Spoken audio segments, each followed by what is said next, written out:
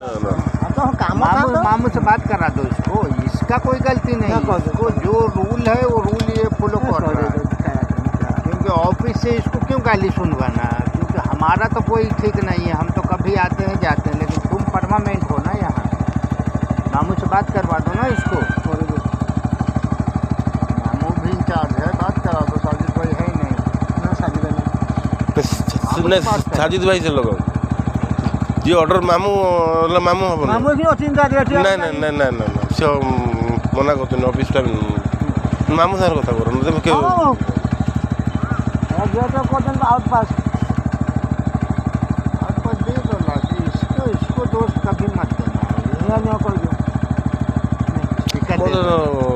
Time है तुमको, time है टाइम है तो 8टा बजे ना भाई, 10 मिनट 5 मिनट छाड़ दो। 7टा पूर्ण गेट भीतर काल छाड़ियोनी, 8टा वाले भीतर छाड़ियो। हमू से रोल देखिल कोन ना ना से हेलो इसको मत बोलो यार, मामू को ये इसको मत बोलो, ये टाइम हो गया भाई, टाइम है वो ठीक है। असद भाई नु असद भाई नु ए जो पपुना जो हम जाउ ना से सेति पे कहतली सेही पोटे जाउची त घर से आगे से देखो गेट पास जन आनी आसला ना नहीं, देखो पछू देखो